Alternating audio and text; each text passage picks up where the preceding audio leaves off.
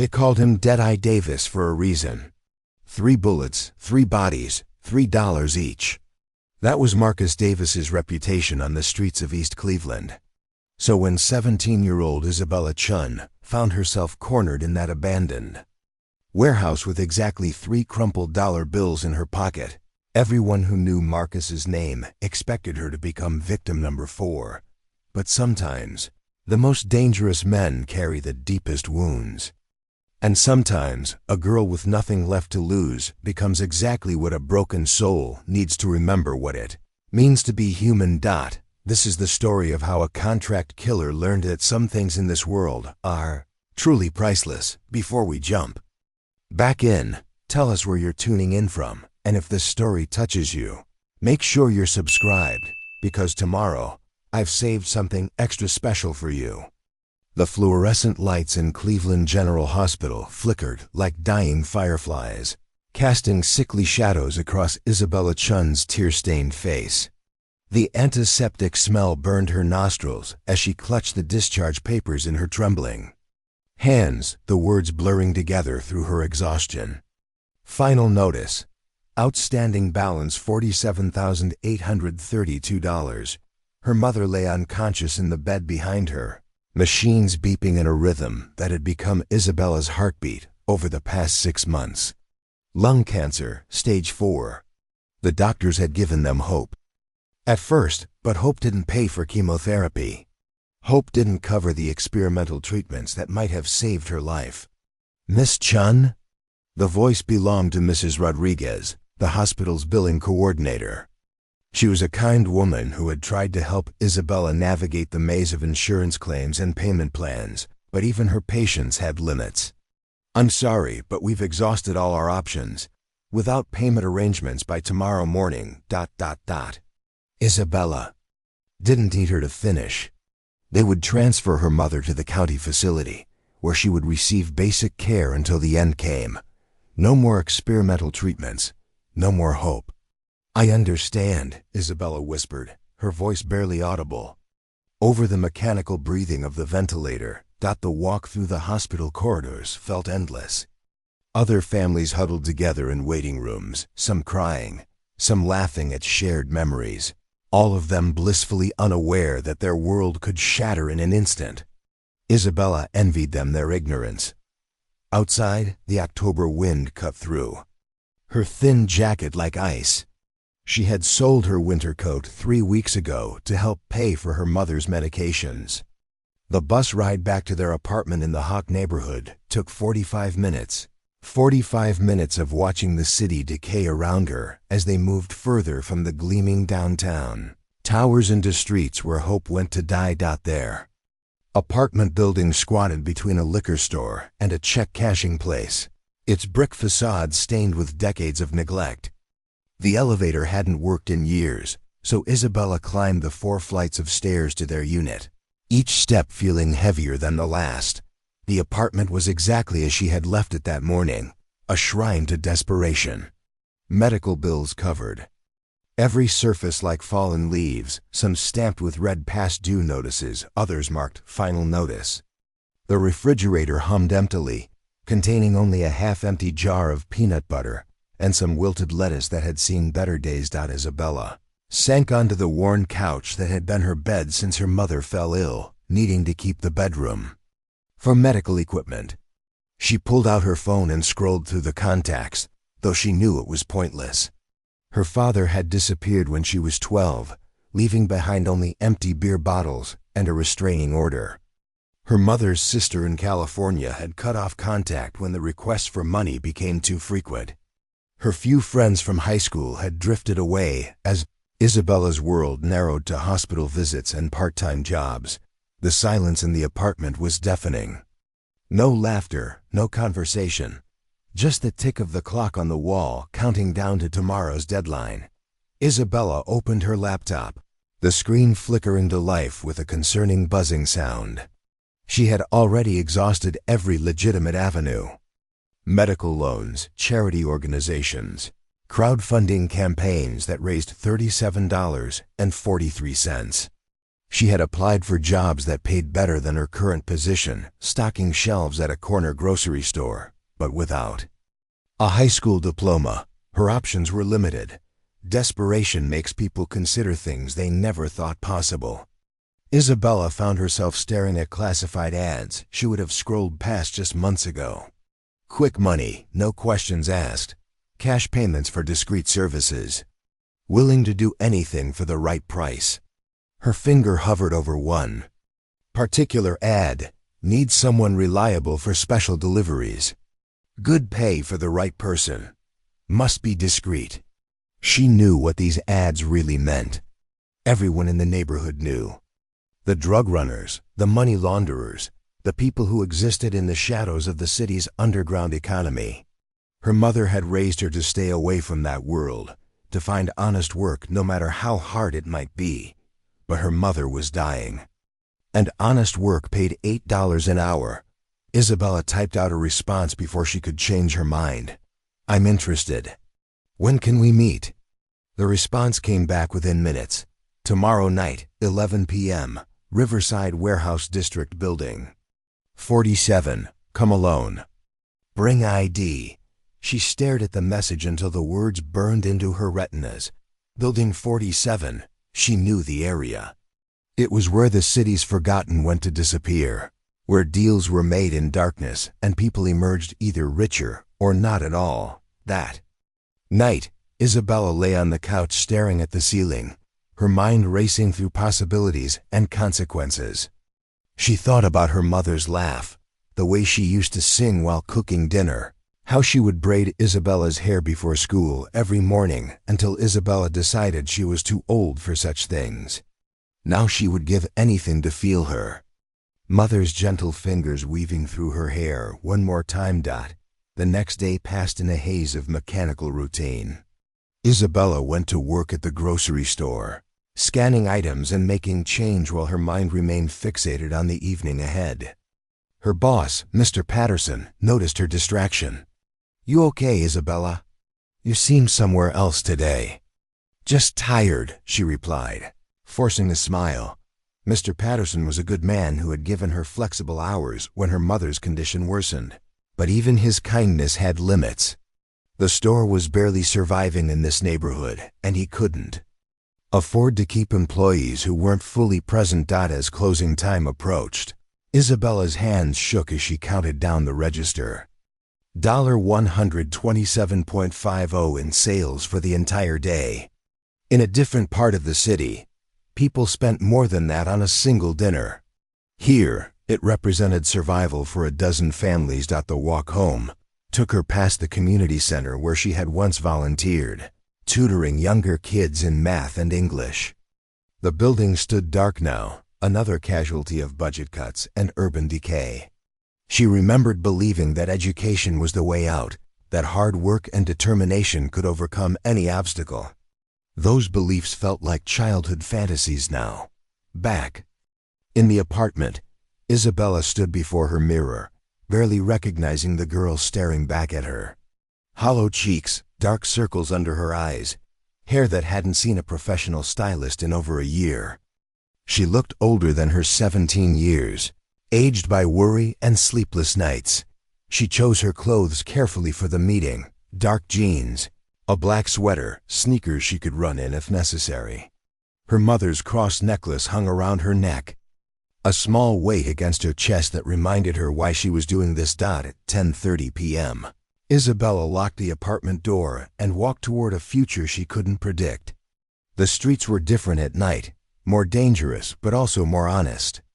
The pretense of daytime civility fell away, revealing the raw desperation that drove people to make choices they never thought they would make. The warehouse district sprawled along the Cuyahoga River, like a graveyard of Cleveland's industrial past. Massive buildings stood empty, their windows shattered, their walls tagged with graffiti that told stories of urban decay and forgotten dreams. Building 47 sat at the end of a dead-end street, surrounded by weeds and abandoned cars. Isabella checked her phone. 10:58 p.m. 2 minutes early. She had exactly $3 in her pocket, the only money she had left after paying for bus fare, and a small bag of rice that would have to last the week. $3 that represented the difference between desperation and destitution. As she approached the building's entrance, Isabella thought about the stories she had heard whispered in the neighborhood. Stories about Marcus Davis, the man they called Deadeye. 3 bullets, 3 bodies, $3 each. The price of a life in this part of the city. She didn't know that Marcus Davis was already watching her from the shadows, studying the way she walked with purpose despite her fear, noting how she clutched that small purse against her chest, like it contained everything she owned in the world. She didn't know that Marcus had been waiting in that warehouse for over an hour, wrestling with doubts about the path his life had taken, wondering if there was any way back from the darkness he had embraced. All Isabella knew was that her mother needed her, and she was willing to do whatever it took to save the only family she had left, even if it meant walking into the den of Cleveland's most feared killer with nothing but $3 and a desperate prayer. The warehouse door stood slightly ajar, a rectangle of darkness that seemed to swallow the pale streetlight. Isabella took a deep breath, whispered a prayer to any deity that might be listening, and stepped into the unknown. Behind her, the city hummed with life, cars passing on distant highways, the faint sound of music from late-night establishments, the eternal rhythm of a metropolis that never truly slept. Ahead of her lay silence, shadows, and a meeting that would change everything she thought she knew about survival, desperation, and the thin line between predator and protector. As the door closed behind her with a soft click, Isabella Chun crossed a threshold from which there would be no return. The girl who entered that warehouse would not be the same person who emerged, though she had no way of knowing that the transformation would come not through violence or corruption, but through an act of unexpected tenderness that would challenge everything both she and Marcus Davis believed about themselves and the world they inhabited. Preparing and narrating this story took us a lot of time, so if you are enjoying it, subscribe to our channel. It means a lot to us. Now back to the story. The warehouse stretched before Isabella like a cathedral of rust and abandonment. Shafts of moonlight filtered through broken skylights, creating pools of silver on the concrete floor littered with debris and forgotten machinery. The air tasted of metal and decades of neglect, thick enough to coat her throat with each breath. Isabella's footsteps echoed in the vast space, each sound amplified and returned to her distorted. She wrapped her arms around herself, less from the cold than from the overwhelming sense of being watched. Somewhere in this maze of shadows and industrial decay, someone was waiting for her. "Hello." Her voice seemed swallowed by the darkness before it could travel far. "I'm here about the job posting." Silence. Isabella pulled out her phone, the screen's glow providing a small circle of light that only emphasized how alone she was. 11:03 p.m. Maybe she was early. Maybe she was in the wrong building. Maybe this was all an elaborate trap designed to lure desperate teenagers into situations they couldn't escape. She was about to turn and leave when she heard it, the soft scrape of a boot against concrete, deliberate and controlled. Someone was moving through the warehouse with the practiced silence of a predator, circling her position while remaining invisible. "I know you're there," Isabella called out, surprised by the steadiness in her own voice. "I'm not here to cause trouble, I just need work." A low chuckle echoed from somewhere behind a massive piece of abandoned machinery. Not cruel, exactly, but not reassuring either. The sound of someone who had heard desperate pleas before and knew how they usually ended. "Most people who come here at night aren't looking for honest work," a voice replied from the shadows. Male, deep, with an accent that spoke of streets and survival rather than education. "What makes you different?" Isabella turned toward the sound, but the speaker remained hidden. "I'm not different, I'm just desperate."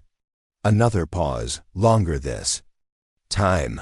When the voice came again, it was closer, though she still couldn't see him. "Desperate how?" "My mother is dying, Isabella said simply.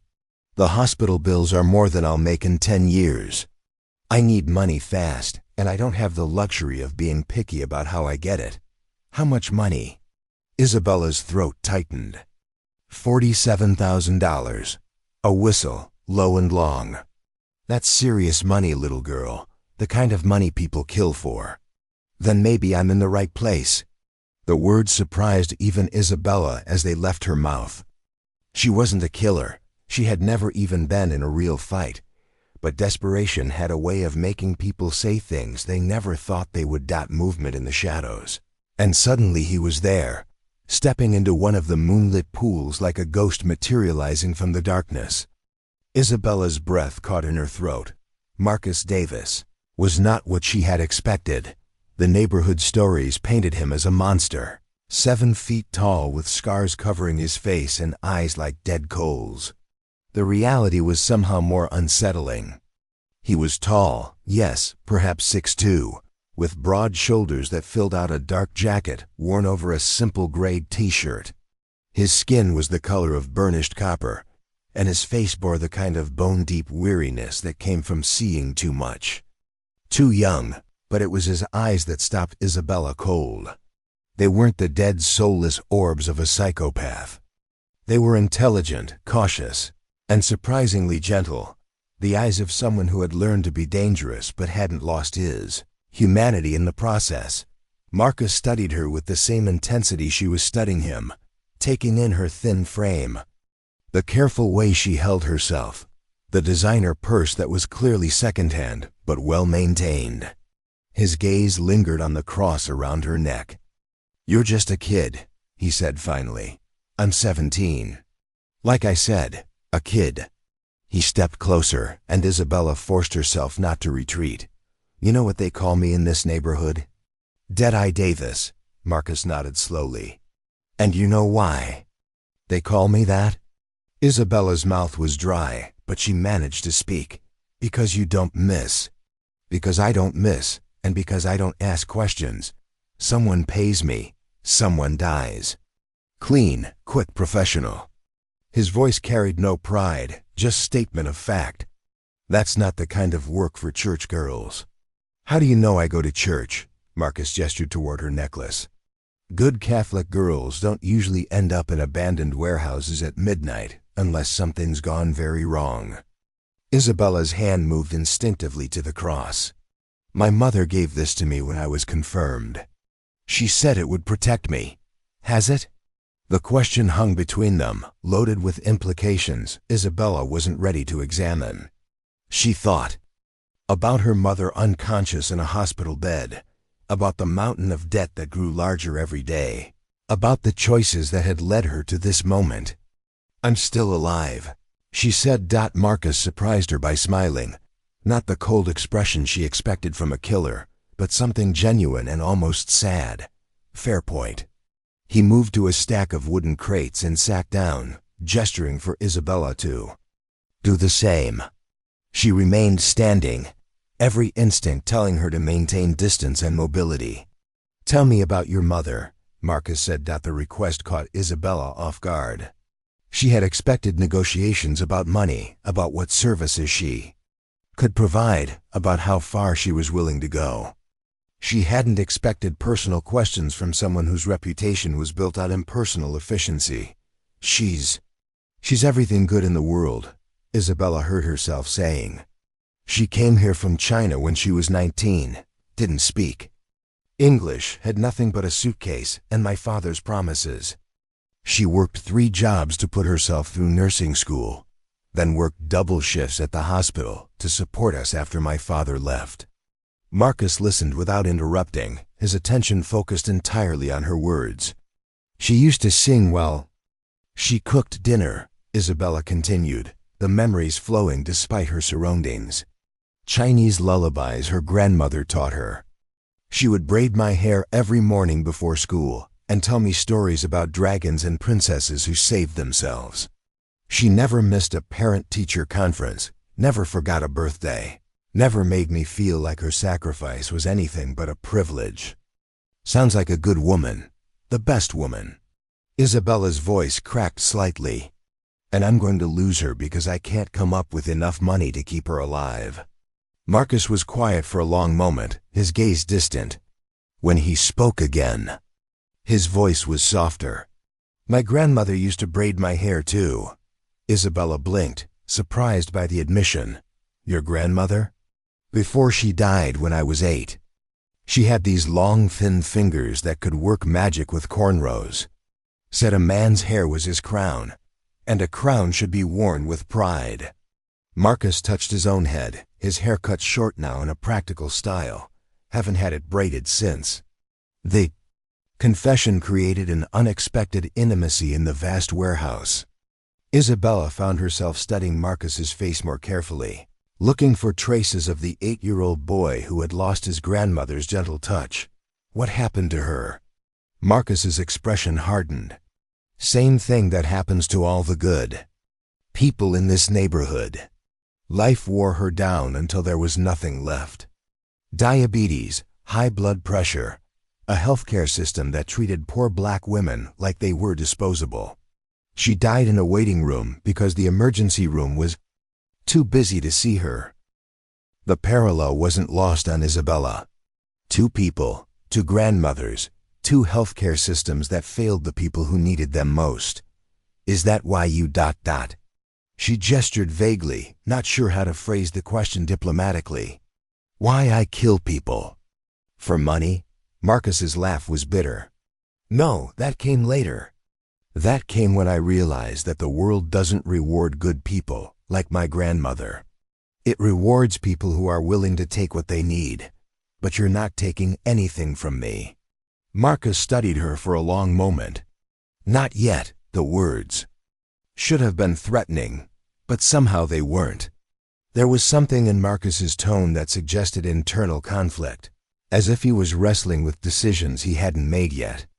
"The job posting," Isabella said, bringing them back to the reason she was there. "What kind of work are you offering?" Marcus reached into his jacket, and Isabella tensed, but he only pulled out a smartphone. He scrolled through something, then looked back at her. "There's a man named Vincent Kozlov, Russian businessman who thinks he owns half of downtown Cleveland. He's been muscling in on territory that doesn't belong to him, hurting people who can't fight back." Marcus's voice took on a harder edge. "Someone wants him to stop, permanently." Isabella's stomach dropped. "You want me to kill him? I want you to help me kill him." The distinction seemed minimal to Isabella, but Marcus apparently saw significance in it. "I work alone," he continued, "but Kozlov has increased his security recently. He's paranoid, suspicious of anyone who looks like they might be a threat. But a teenage girl, especially one who looks like she needs help, his guard would be down." Isabella's mind raced through the implications. "You want me as bait. I want you as an entry point. You get close to him, create an opportunity, and I finish the job. Clean, quick, professional. And if something goes wrong?" Marcus's expression was unreadable. "Nothing will go wrong." "But if it does?" For the first time since he had emerged from the shadows, Marcus looked uncomfortable. "Then we both probably die." The honesty was somehow more terrifying than any threat would have been. Isabella appreciated that he wasn't trying to minimize the danger or make false promises about her safety. "How much?" she asked. 50,000. The number hit Isabella like a physical blow. More than enough to pay her mother's bills, more than enough to afford the experimental treatments that might save her life. More money than Isabella had ever imagined having access to. "Why so much?" Marcus shrugged. "Kozlov has made a lot of enemies. They're willing to pay premium prices to see him gone." Isabella closed her eyes, trying to process the decision in front of her. Help kill a man she had never met for enough money to save her mother's life. Cross a line that could never be uncrossed. Become an accessory to murder. Risk her own life in the process. When she opened her eyes, Marcus was watching her with an expression she couldn't quite read. "I need time to think about it," she said. Marcus nodded. "Fair enough, but not too much time." Kozlov leaves town in 3 days for a business trip to Moscow. If we're going to do this, it has to be soon.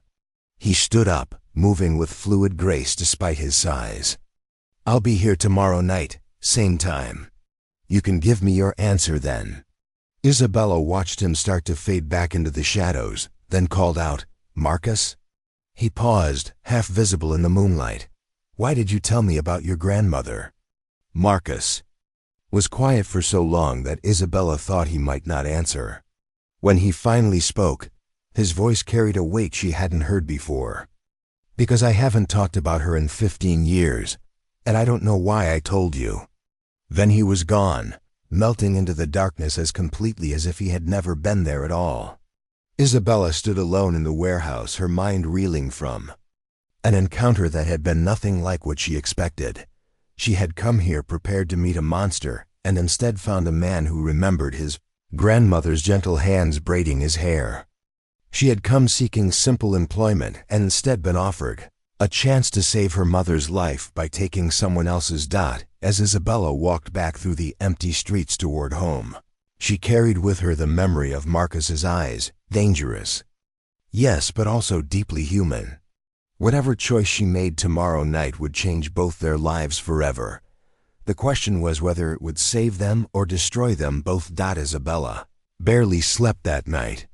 She lay on the couch staring at the water stain on the ceiling that had grown larger since the upstairs neighbor's pipe burst 3 months ago, her mind replaying every moment of her encounter with Marcus Davis, the way he had emerged from the shadows like some dark guardian angel, the unexpected gentleness in his voice when he spoke about his grandmother, the weight of $50,000 hanging between them like a bridge she could either cross or burn. By dawn, she had made and unmade the decision a dozen times. At 6 a.m., her phone rang.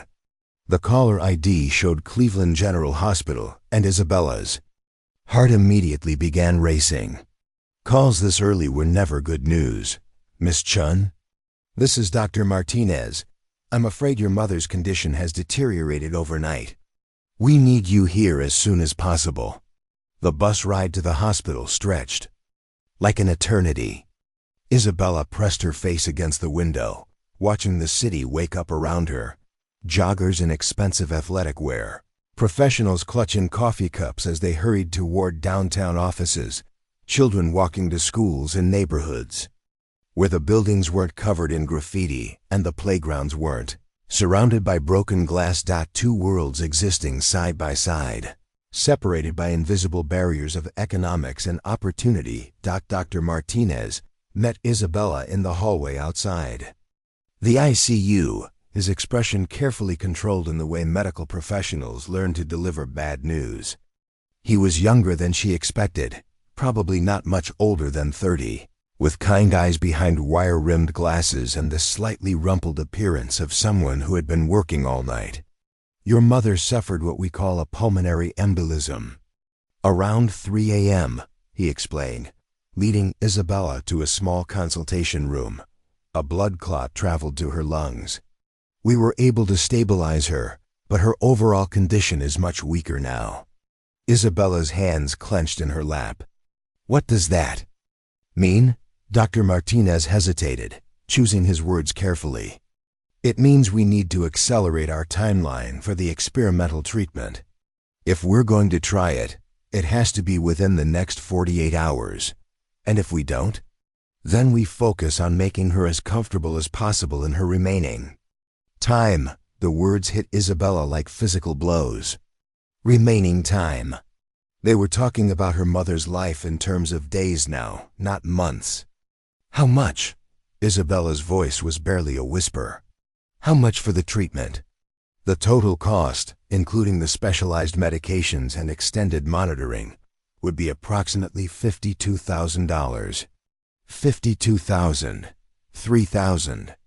More than Marcus's offer, but close enough that Isabella felt the universe mocking her with its precision.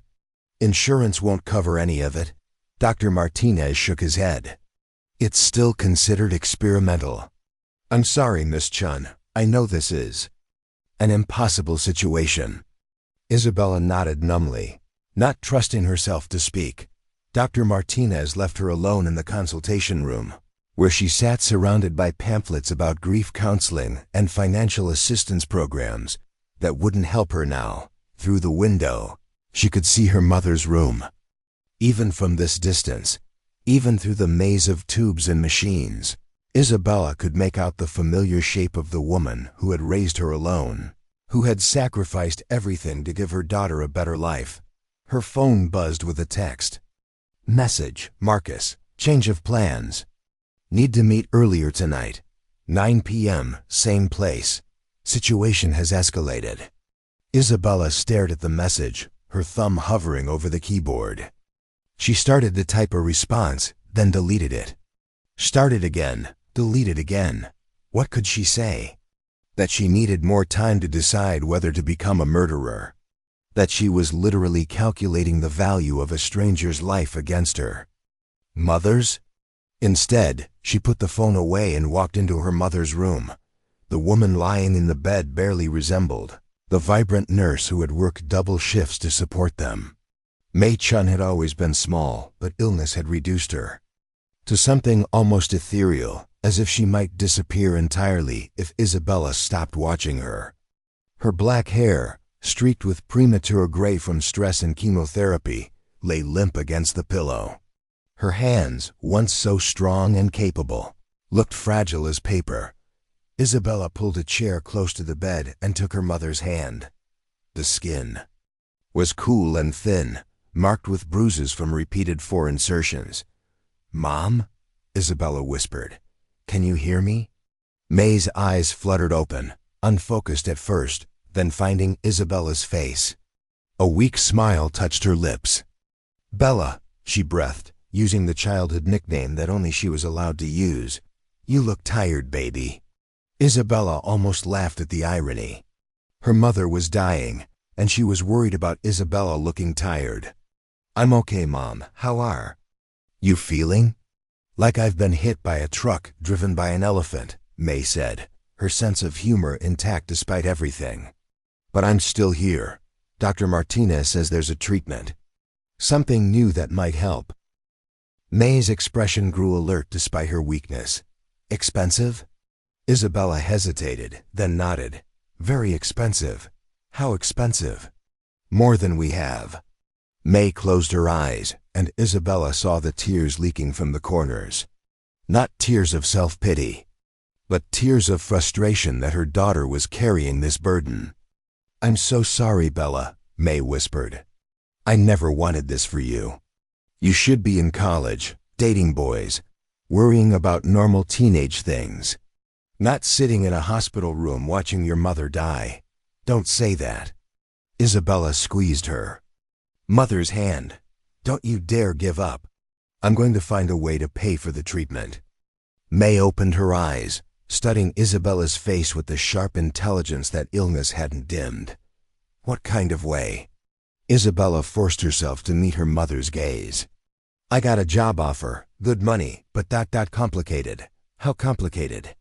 The question hung between them. Isabella had never been able to lie to her mother, not convincingly. May had an uncanny ability to see through deception, a skill she had developed during Isabella's rebellious middle school years. "Complicated enough that you wouldn't approve," Isabella said finally. May was quiet for a long moment, her breathing shallow but steady. When she spoke again, her voice carried the authority of someone who had made difficult decisions her entire life. "You know what I told you when your father left?" Isabella nodded. Her mother had sat her down at their kitchen table and explained, in age-appropriate terms, that sometimes adults made choices that hurt the people they were supposed to protect. "I told you that no matter what happened, no matter how hard things got, we would never let this world make us into people we couldn't recognize in the mirror." "I remember. Do you know why I became a nurse?" Isabella shook her head. Her mother had never talked much about her motivations, only about the practical aspects of nursing school and the job market. "Because I wanted to save people," May said. Simply, "In China, my little brother died from pneumonia because we couldn't afford medicine. I was 10 years old, and I watched him fade away while my parents counted coins and prayed for miracles that never came. I came to America because I believed it was a place where sick children didn't have to die from poverty. Isabella felt tears burning her eyes. Her mother had never mentioned a brother who died. I've spent 23 years saving other people's children, May continued. I've held hands with scared mothers in emergency rooms. I've worked doubles when we were understaffed. I've given my own money to families who couldn't afford medications. And now my own daughter is facing the same choice my parents faced. Mom. Let me finish. May's grip on Isabella's hand strengthened slightly. I don't want to die, baby. I want to see you graduate high school, go to college, fall in love, have children of your own. I want to be the grandmother who braids her granddaughters' hair and tells her stories about dragons and princesses. Isabella was crying now, unable to stop the tears. But I won't let you destroy yourself to save me. Whatever this job is, whatever they're asking you to do, it's not worth the cost to your soul. You don't understand, Isabella sobbed. I can't lose you. You're all I have. Without you, I'm nothing. May struggled to sit up higher in the bed, ignoring the protests from the machines monitoring her vital signs. You listen to me, Isabella Chun, she said, her voice stronger than it had been in weeks. You are not nothing. You are smart, kind, brave, and beautiful. You are my greatest achievement, my proudest accomplishment. You are going to do amazing things in this world, but only if you don't let desperation turn you into someone you're not. I just want you to live, and I want you to live too. Really live, not just survive. Promise me that whatever choice you make, you'll be able to look at yourself in the mirror afterward. Isabella wanted to promise, wanted to give her mother that comfort, but the words stuck in her throat. In 12 hours, she would meet Marcus Davis again. In 12 hours, she would either agree to help kill a man or watch her mother die. I need you to trust me, Isabella said instead. Can you do that? May studied her daughter's face for a long moment, then nodded slowly. I've trusted you your whole life, baby. I'm not going to stop now. They sat together in silence as the afternoon wore on. Nurses came and went, checking monitors and adjusting medications. Dr. Martinez stopped by twice, his expression growing more concerned each time he reviewed May's charts. As evening approached, Isabella knew she had to leave. The warehouse was across town, and she needed time to think, to prepare for whatever came next. I have to go, she said, standing up from the chair that had become her second home. Will you be back tomorrow? Isabella kissed her mother's forehead, breathing in the familiar scent that no amount of hospital antiseptic could completely mask. I'll be back, she promised. With good news, May squeezed her hand one last time. I love you, Bella, no matter what happens, remember that. I love you too, Mom. The walk through the hospital corridors felt different this time. Isabella wasn't just leaving for the night. She was walking toward a decision that would define the rest of her life. In the elevator, she caught her reflection in the polished steel doors. She looked older than 17, worn down by responsibilities that should have belonged to adults. But beneath the exhaustion, she saw something else. Determination. The same fierce protectiveness that had driven her mother to work 3 jobs. To sacrifice everything for her daughter's future. Outside, the October air carried the scent of fallen leaves and approaching winter. Isabella pulled her thin jacket tighter and began the journey back to the warehouse district, back to Marcus Davis, back to a choice between her soul and her mother's life. As she walked, she thought about her mother's words, about mirrors, and recognition, about the difference between surviving and living. She thought about the brother her mother had lost to poverty, about all the children who had died because their families couldn't afford to save them. And she thought about Vincent Kozlov, a man she had never met but who represented something larger than himself, the system that valued money over human life, that forced desperate people to make impossible choices. By the time Isabella reached the warehouse district, she had made her decision. Not the decision she wanted to make, not the decision her mother would approve of, but the only decision that might give them both a chance at a future. The warehouse loomed before her again, dark and foreboding against the night sky. But this time, Isabella didn't hesitate at the threshold. She walked through the door with purpose, ready to face whatever waited for her in the shadows. "Marcus," she called out. "I'm ready to talk." Marcus emerged from the shadows faster this time, as if he had been waiting closer to the entrance. The moonlight caught the tension in his shoulders, the careful way he moved that suggested readiness for violence. But when he saw Isabella's face in the pale light filtering through the broken skylights, something in his posture shifted. "You look like hell," he said, not unkindly. Isabella almost laughed. "Feel like it too. Your mother?" The fact that he remembered, that he asked, caught Isabella off guard. In her neighborhood, people learned not to ask too many personal questions. It was safer to mind your own business, to maintain the emotional distance that might keep you alive. "She's dying faster than we thought," Isabella said simply. 48 hours, maybe less. Marcus studied her face in the dim light, his expression unreadable. "And the treatment?" 52,000. Marcus whistled low, the same sound he had made the night before, but with a different quality to it. Less surprise, more recognition of cosmic irony. 3,000 more than I quoted you. Close enough. They stood facing each other across the empty warehouse, two people brought together by desperation and circumstance, each carrying burdens that had shaped them into someone they might not have chosen to become. "I need to know more about Kozlov," Isabella said, her voice steadier than she felt. "If I'm going to do this, I need to understand who we're killing and why." Marcus nodded, as if he had expected the question. "Vincent Kozlov came to Cleveland 5 years ago with money from questionable sources and an appetite for expansion. He started small protection rackets, loan sharking, the usual immigrant crime boss trajectory. But he got greedy." Marcus began walking deeper into the warehouse, and Isabella followed, their footsteps echoing in the vast space. Last month, Kozlov's men burned down a community center in Tremont because the director refused to sell the property to him. 3 families lost their homes in the fire.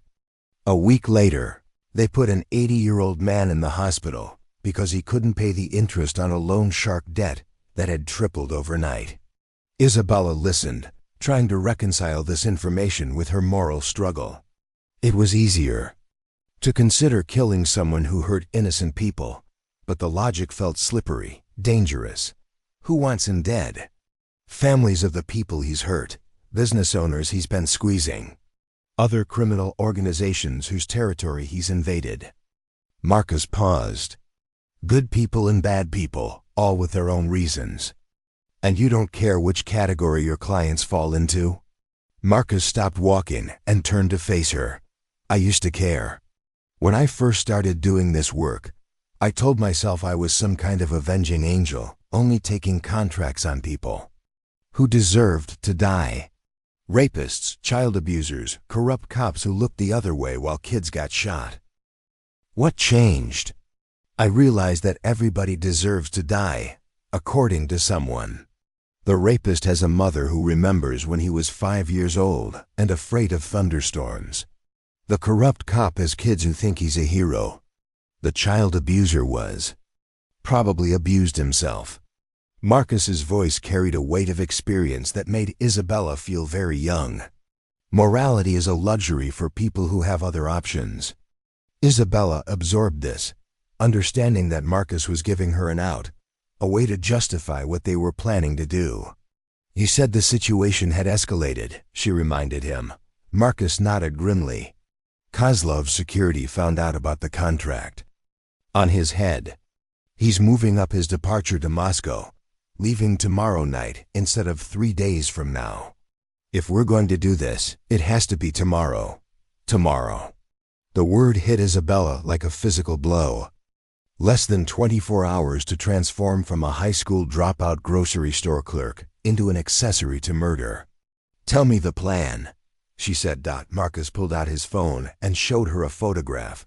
A middle-aged man with silver hair and expensive clothes standing outside a downtown restaurant. Vincent Kozlov looked like any other businessman, the kind of person who might sit next to you on an airplane and talk about his grandchildren. Tomorrow night, Kozlov is having a farewell dinner at Romano's, that upscale Italian place on East 4th Street. He's booked the private dining room for himself and 6 associates. Security will be heavy outside, but minimal inside because he doesn't want to look paranoid in front of his business partners. Isabella studied the photograph, trying to memorize features that might mean the difference between life and death. My role? You're going to walk into that restaurant at exactly 9:30 p.m., looking exactly like what you are, a desperate teenager who needs help. You're going to approach Kozlov's table and tell him you're trying to raise money for your mother's medical bills. He'll just brush me off. Maybe, but Kozlov has a reputation for being generous with young women, especially ones who remind him of his daughter back in Russia. If you play it right, if you look vulnerable enough, he might invite you to sit down, might even offer to help. Isabella felt sick. You want me to manipulate his paternal instincts. I want you to create an opportunity. Once you're close to him, once his guard is down, you signal me and I take care of the rest. How do I signal you? Marcus reached into his jacket and pulled out a small device that looked like a hearing aid. Bluetooth earpiece. You'll be able to hear me, and I'll be able to hear everything you say. When you're ready, you just say the word priceless. That's my cue to move. Priceless. The irony wasn't lost on Isabella. Where will you be? Close enough. Romano's has a service entrance that connects to the kitchen. I'll be waiting there, ready to move when you give the signal. Isabella tried to visualize the scene, herself sitting across from a man whose life she was about to end, making small talk while a killer waited in the shadows. What happens after? After I eliminate Kozlov, there will be chaos. His security will flood the dining room, but they'll be focused on protecting the dead man and catching me. In the confusion, you walk out the front door like any other terrified customer. We meet back here an hour later, and I give you your payment. And if something goes wrong? Marcus was quiet for a long moment. If something goes wrong, you run. Don't wait for me, don't try to help. Just get out and never look back. What about the money? If I'm dead, the money won't matter to me. The casual way Marcus discussed his own potential death disturbed Isabella more than the violence they were planning. This was his reality. Every job carried the possibility of not coming home, and he had made peace with that likelihood. Why do you do this? Isabella asked suddenly. You're smart, you're capable. You could do something else. Marcus laughed, but there was no humor in it. Like what? Stock groceries? Flip burgers? Work construction for $12 an hour while rich men like Kozlov make more in a day than I'll see in a lifetime? Honest work. Honest work doesn't pay for cancer treatments. Honest work doesn't put food on the table when the factory closes or the store goes out of business. Honest work is what your mother did, and where did it get her? The words stung, because they were true. Isabella's mother had worked honestly her entire life, had saved lives and helped families, and followed every rule society expected her to follow. Her reward was dying alone in a hospital bed while her teenage daughter considered murder to save her. I need to know something, Isabella said. Have you ever killed someone who didn't deserve it? Marcus considered the question seriously. Depends on your definition of deserve. I've killed people who were in the wrong place at the wrong time. I've killed people whose only crime was being connected to someone my client wanted dead. I've killed people who were probably good fathers, good husbands, good members of their communities. How do you live with that? By remembering that the world isn't fair, and pretending it is won't make it so. The same system that's letting your mother die made me into what I am. We're both victims of circumstances beyond our control. Isabella understood that Marcus was offering her a philosophy that would make tomorrow night easier to endure.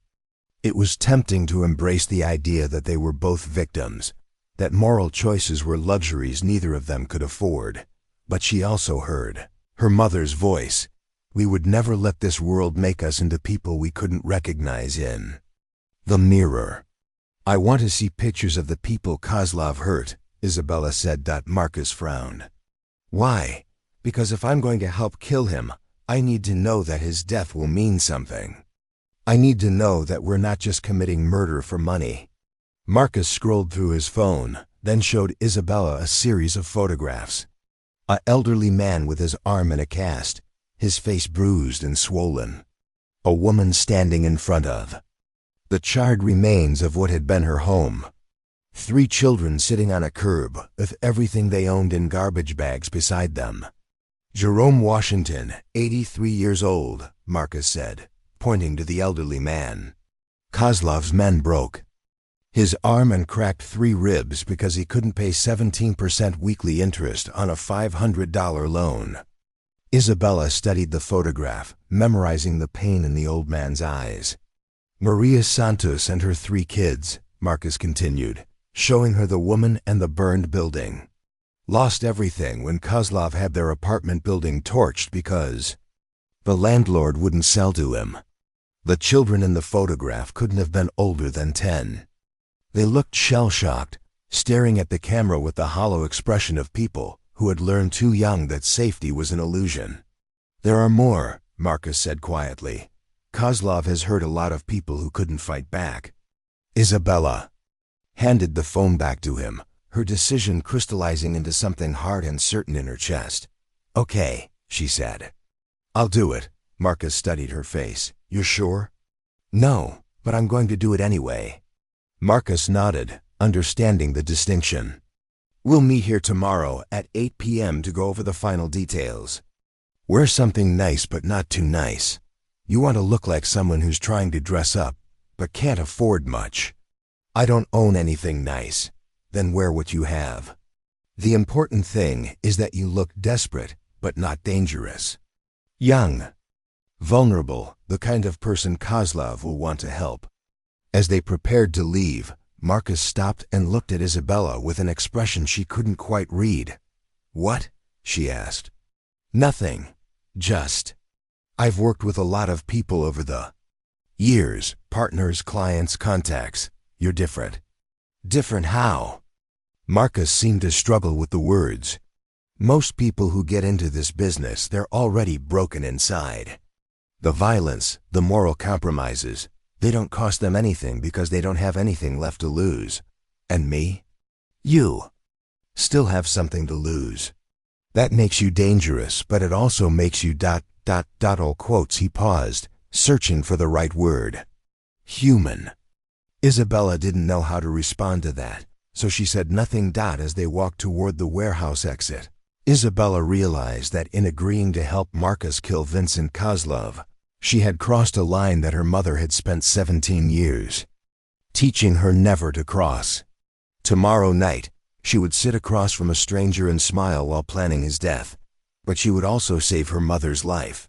And in a world where good people died from poverty while criminals lived in luxury, maybe that was the only moral choice that mattered.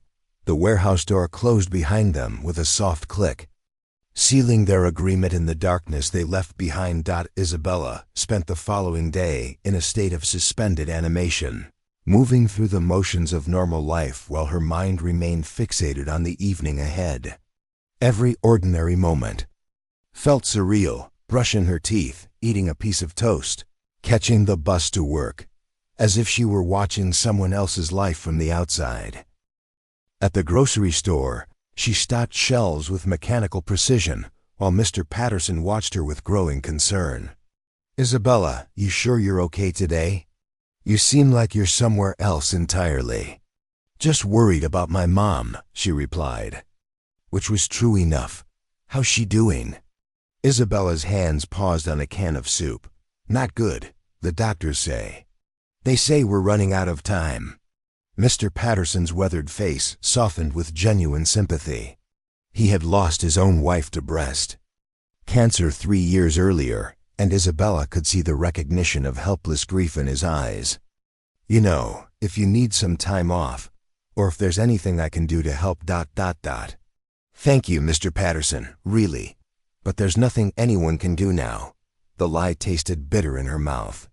There was something someone could do, something she was going to do in a few hours, but it wasn't the kind of help Mr. Patterson could offer or understand. During her lunch break, Isabella walked to the public library 3 blocks away. She had always found comfort in the quiet, orderly world of books, but today she wasn't there to read. She needed to research Vincent Kozlov, to learn everything she could about the man whose life would end because of her actions. The libraries. Computers were old and slow, but eventually Isabella found what she was looking for. Local newspaper articles about Kozlov's business dealings, mostly positive coverage that painted him as a successful entrepreneur bringing investment to Cleveland's revitalization efforts. A few smaller publications had raised questions about his methods, but nothing that would prepare the average reader for the reality Marcus had described. She found a photograph from a charity gala 6 months earlier. Kozlov in an expensive tuxedo, smiling broadly as he presented a check to a children's hospital. The caption identified him as Russian businessman and philanthropist Vincent Kozlov, and praised his generous contributions to Cleveland's most vulnerable communities. Isabella stared at the photograph for a long time, trying to reconcile this image with the man who had ordered an elderly man beaten for failing to pay extortionate interest rates. How did someone write a check to help sick children and then burn down homes with families inside? How did a person contain such contradictions without breaking apart? She searched for information about Kozlov's daughter, the one Marcus had mentioned. Their society page photo from a Moscow newspaper, showing Kozlov with a young woman who looked to be about Isabella's age. Anya Kozlov, studying literature at Moscow State University, winner of several academic awards, volunteer at a local animal shelter. The girl had her father's silver hair and sharp features, but there was a warmth in her smile that seemed genuine. Isabella wondered if Anya knew how her father made his money, if she had any idea that her university tuition was paid with blood and fear. By 4 p.m., Isabella's shift was over. She took the bus back to her apartment, stopping at a drugstore along the way to buy a small bottle of concealer and a tube of lipstick, the only makeup she could afford. If she was going to play the role of a desperate but hopeful teenager, she needed to look the part. Back in her apartment, Isabella stood before the cracked mirror in the bathroom, trying to transform herself into someone Vincent Kozlov would want to help. She applied the concealer carefully, covering the dark circles under her eyes and the stress-induced blemishes that had appeared over the past few weeks. The lipstick was a soft pink that made her look younger, more vulnerable. She chose her outfit with equal care, a navy blue dress she had worn to her confirmation 2 years earlier, now slightly too small but still presentable. A cardigan that had belonged to her mother, cream-colored with small pearl buttons. The cross necklace, of course, visible but not ostentatious. Black flats that were comfortable enough to run in if necessary. Looking at herself in the mirror, Isabella saw exactly what she intended Kozlov to see. A good girl from a religious family. Someone trying to maintain dignity in the face of overwhelming circumstances. Someone worth saving. The Bluetooth earpiece Marcus had given her was so small it was nearly invisible when properly positioned. Isabella practiced inserting and removing it until the motion became natural, rehearsing the story she would tell Kozlov until every word felt genuine. At 6 p.m., Isabella took the bus to Cleveland General Hospital for what might be her last visit as someone who had never participated in violence. The familiar corridors felt different now, as if she were seeing them through glass, separated from the innocent world she was about to leave behind. Her mother was awake when Isabella entered the room, staring out the window at the city lights beginning to twinkle in the gathering dusk. "Hey, Mom." May turned and smiled, though the effort clearly cost her. "You look pretty tonight, baby. Going somewhere special?" Isabella had practiced this conversation during the bus ride, but facing her mother's trusting eyes made the words stick in her throat. "Just dinner with a friend," she managed. "A boy?" Isabella almost laughed at the irony. "Something like that." May studied her daughter's face with the penetrating gaze that had always been able to see through Isabella's deceptions. But either the illness had dulled her perception, or Isabella had gotten better at hiding the truth. "Be careful tonight," May said finally. "The world can be dangerous for young girls who are too trusting."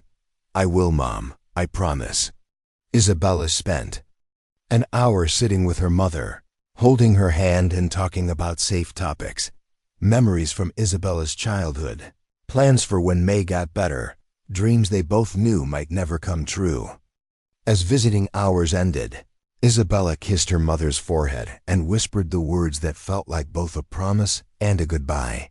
"I love you, Mom. Everything I do for you." The bus ride to downtown Cleveland took 45 minutes.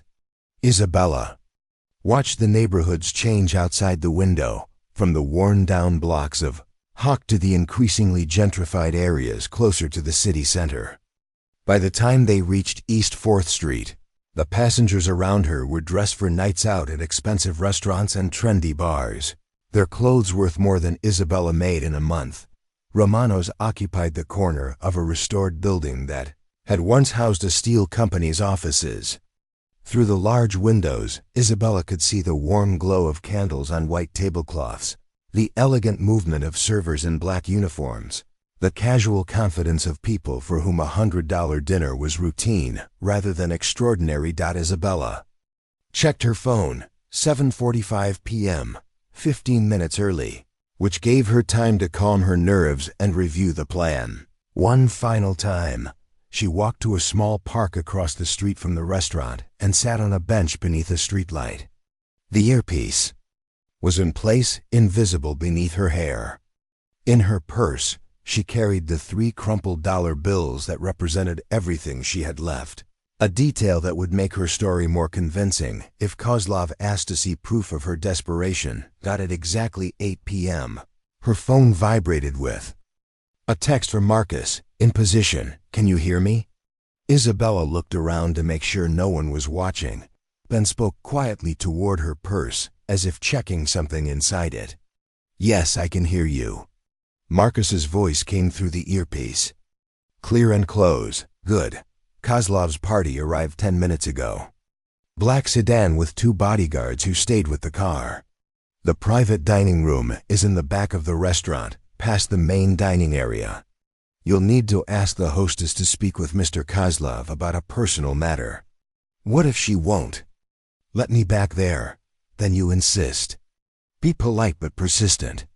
Tell her it's about your dying mother and you only need 5 minutes. If you look desperate enough, she'd bend the rules." Isabella stood up from the bench, smoothing her dress and checking her reflection in a parked car's window. She looked exactly like what she was supposed to be, young, earnest, slightly out of place in this expensive neighborhood. "Remember," Marcus's voice continued in her ear, "once you're sitting with Kozlov, take your time. Build rapport, let him get comfortable with you. Don't rush to the signal.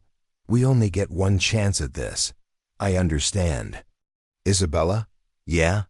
"If you change your mind, if you can't go through with it, just walk away. No judgment, no consequences. Sometimes the smart play is knowing when to fold." The offer was tempting, but Isabella thought about her mother lying unconscious in a hospital bed, about Dr. Martinez's gentle explanation of what 48 hours meant, about all the families Kozlov had destroyed in his climb to power. "I'm not walking away," she said. Isabella crossed the street and approached Romano's entrance. The hostess was a young woman about her own age, impeccably dressed and clearly trained to manage difficult situations with grace. "Good evening," the hostess said with a professional smile. Do you have a reservation? No, I'm here to see Mr. Kozlov, Vincent Kozlov. I know he's having dinner in your private room, and I need to speak with him about something very important. The hostess's smile tightened slightly. I'm sorry, but Mr. Kozlov is in a private meeting. If you'd like to leave a message. It's about my mother, Isabella interrupted, letting desperation creep into her voice. She's dying, and I heard that Mr. Kozlov sometimes helps people in situations like mine. I only need 5 minutes, please. I wouldn't ask if it wasn't life or death. The hostess hesitated, clearly torn between following protocol and showing compassion to a girl who was obviously in distress. What's your name? Isabella Chun. Wait here for just a moment, Miss Chun. The hostess disappeared toward the back of the restaurant, leaving Isabella standing in the entrance while well-dressed diners glanced at her. With varying degrees of curiosity and sympathy, she felt exposed, conspicuous, like everyone could see the truth written across her face. Marcus's voice whispered in her ear, "You're doing great. Stay calm." After what felt like an eternity, but was probably only 3 minutes, the hostess returned with a man Isabella didn't recognize, tall, broad-shouldered, with the alert eyes and controlled posture of professional security. Miss Chun? The man said in accented English. Mr. Kozlov has agreed to see you, but only for a few minutes. He has important business to discuss tonight. Thank you, Isabella breathed, relief flooding through her. Thank you so much. The security guard led her through the main dining room, past tables of couples sharing wine and families celebrating special occasions. Isabella tried to memorize everything, the layout of the room, the locations of exits, the positions of staff members who might become obstacles or witnesses. The private dining room was smaller than Isabella had expected, intimate rather than grand. 7 men sat around a circular table covered with the remains of an expensive meal, their conversation pausing as Isabella entered. The air smelled of garlic wine and expensive cologne. Vincent Kozlov sat with his back to the far wall, positioned so he could see both the door and the windows, the careful placement of someone who had made many enemies. He was exactly as he appeared in the photographs Isabella had studied, but older, more worn around the edges.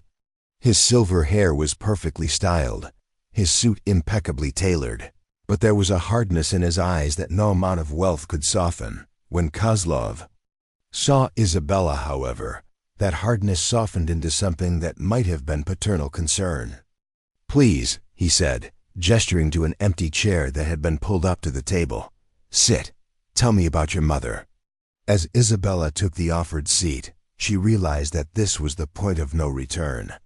In the next few minutes, she would either save her mother's life or destroy her own soul. There was no longer any middle ground between those choices. Marcus's voice whispered in her ear, so quietly she almost missed it. You're in. Now make him care about you. Isabella sat at the edge of the circular table, acutely aware of the 6 pairs of eyes studying her with varying degrees of interest and suspicion. The private dining room felt smaller with her in it, the air thick with cigar smoke and the weight of unfinished business. Her hands rested in her lap, fingers interlaced to keep them from trembling. Vincent Kozlov leaned back in his chair, a crystal glass of what looked like expensive whiskey cradled in his weathered hands. Up close, Isabella could see the details that photographs hadn't captured. A small scar above his left eyebrow, the slight yellowing of his teeth from years of smoking, the way his eyes seemed to catalog every detail of her appearance with the practiced efficiency of someone accustomed to evaluating threats and opportunities. So, Kozlov said, his Russian accent adding a formal quality to his English. Tell me about your mother, young lady. What is her name? Mei Chen, Isabella replied, her voice steadier than she felt. She's a nurse at Cleveland General. Has been for 23 years. Kozlov nodded approvingly. A nurse. Noble profession. Very difficult work, helping sick people, yes? Yes, sir. She's always said that healing people was her calling. And now she is the one who needs healing? Isabella felt tears prick her eyes. Not entirely manufactured for effect. Lung cancer. Stage 4. The doctors say there's an experimental treatment. That might help, but our insurance won't cover it because it's still in trials. One of Kozlov's associates, a thin man with nervous eyes, leaned forward. Vincent, we should return to business. The Moscow flight. Kozlov silenced him with a raised hand, his attention remaining focused on Isabella. How much does this treatment cost? $52,000. Kozlov whistled low, the same sound Marcus had made when confronted with impossible numbers. That is very much money for a young girl. I've been trying everything, Isabella continued, letting desperation color her voice. I've applied for loans, started fundraising campaigns, worked 3 jobs. But it's not enough, and we're running out of time. In her ear, Marcus's voice was barely audible. Perfect. He's hooked. Keep drawing him in. Kozlov studied Isabella for a long moment, then reached into his jacket and pulled out his phone. He scrolled through something, frowning slightly, then set the device on the table. You know, Kozlov said thoughtfully, I have daughter about your age, Anya. She studies literature in Moscow, wants to be teacher someday. His expression softened in a way that transformed his entire face. When I look at you, I see her determination. Her how do you say, her fire. Isabella felt sick. The comparison to his daughter made this personal in a way she hadn't anticipated. Reminded her that she was sitting across from someone who loved and was loved, not just the monster from Marcus's descriptions. She sounds wonderful, Isabella managed. Oh, she is. Stubborn like her father, but with good heart like her mother. Kozlov's smile was genuine, proud in the way only parents could be. She sends me photographs of stray dogs she feeds near university. Always trying to save something. The irony was brutal. Kozlov's daughter rescued stray animals while her father destroyed human lives. Isabella wondered what Anya would think if she knew her father was sitting in a restaurant, planning his escape from the city where he had left so much suffering in his wake. Mr. Kozlov, Isabella said, steering the conversation back to safer ground. I heard that you sometimes help people in situations like mine. I know you don't know me, and I have no right to ask, but you ask anyway because you love your mother, Kozlov finished. This is good. Family loyalty is most important thing in world. One of his associates shifted impatiently. Vincent. Really, we must discuss the shipment schedules. Business can wait, Kozlov said firmly. This young lady needs help. He turned back to Isabella. Tell me, what have you tried already? What other options you explore? Isabella launched into the carefully rehearsed list of her failed attempts to raise money. The loan applications that were denied due to lack of credit history. The crowdfunding campaign that had raised less than $50. The charity organizations that were overwhelmed with similar requests. As she spoke, she watched Kozlov's face, seeing his expression grow more sympathetic with each detail. And your father? Kozlov asked. He cannot help? My father left when I was 12. We haven't heard from him since. Kozlov's jaw tightened. Coward. Real man does not abandon his family when times become difficult. The judgment in his voice was absolute, and Isabella found herself believing in his sincerity, even as she planned his death. Whatever else Vincent Kozlov might be, he was clearly someone who took family responsibilities seriously. You know what I think? Kozlov said, reaching for his wallet. I think universe brings people together for reasons. You come here tonight, at exactly moment when I am thinking about my own daughter, about what kind of world we leave for our children. Isabella's heart began racing. This was happening too fast before she was ready. She needed time to establish more rapport, to make him trust her completely. Mr. Kozlov, I couldn't possibly ... Of course you could, he interrupted, pulling a thick bundle of cash from his wallet. Look, I make good money in this country. America has been very generous to Vincent Kozlov. It's only right that Vincent Kozlov should be generous back. He counted out bills with practiced efficiency, his movements quick and precise. Isabella watched, mesmerized, as hundreds and fifties accumulated in a neat stack on the table between them. $5,000, Kozlov announced, pushing the money toward Isabella. Is not everything you need, but is good start, yes? Isabella stared at the cash, her mind reeling. $5,000 more money than she had ever seen in one place, enough to keep her mother's treatment going for a few more weeks, enough to buy precious time. I don't know what to say. You say thank you, and you take money, and you help your mother, Kozlov said simply. But first you tell me, what is your mother's favorite meal? What does she like to eat when she is feeling good? The question caught Isabella completely off guard. I'm sorry? When my Anya was little girl, she gets sick very often. Weak lungs like your mother maybe. When she start feeling better, first thing she always want is her grandmother's borscht. Made her feel like home, like family, like everything going to be okay again. Isabella thought about her mother's favorite dish, congee with ginger and scallions. The same recipe May's grandmother had taught her in China. Simple, comforting, tasting of home and love and better times. Congee, Isabella said softly. Rice porridge with ginger. She says it reminds her of being young. Kozlov nodded approvingly. Good. When your mother is better, when she comes home from hospital, you make this congee for her. You tell her it is gift from Russian businessman who believes in family, who believes in love between mother and daughter. In her ear, Marcus's voice was sharp with warning. Isabella, what the hell is happening? This isn't the plan. But Isabella was lost in the moment, caught between the warmth in Kozlov's eyes and the weight of the money on the table. This wasn't the monster she had expected to meet. This was a father who missed his daughter, a man who saw something of his own child in a desperate teenager and wanted to help. Mr. Kozlov, she said, her voice thick with emotion. You don't understand. You're saving her life. Maybe, Kozlov said with a modest shrug. Or maybe I am just old man who wants to do one good thing before he goes home to Russia. One of his associates leaned over and whispered something urgent in Russian. Kozlov's expression tightened, and he glanced at his watch. I am sorry, he said to Isabella, but my friends remind me that we have airplane to catch. Important business back in Moscow, cannot wait.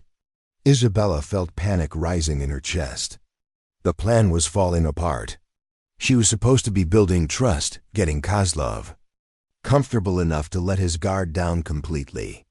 Instead, he was preparing to leave, and she had accomplished nothing except accepting money from a man she was planning to betray. Wait, she said quickly. Could I get a picture with you, to show my mother? She won't believe that. Someone was so kind to us. Kozlov's face lit up. Of course. Is good idea. Your mother should know that there are still good people in world, people who help when they can. He stood and moved to Isabella's side of the table, placing a paternal hand on her shoulder. One of his associates reluctantly pulled out a phone to take the photograph. Smile, Kozlov instructed Isabella. Your mother needs to see you happy, needs to know that help is coming. Isabella forced a smile, feeling the weight of Kozlov's hand on her shoulder, smelling his expensive cologne mixed with cigar smoke.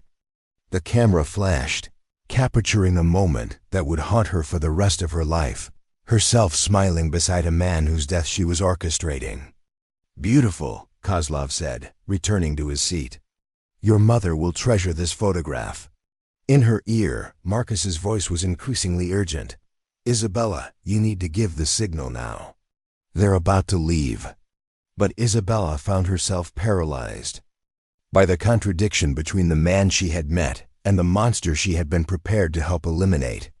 Kozlov was gathering his things, preparing to leave for the airport, to fly back to Russia and the daughter who rescued stray dogs and studied literature.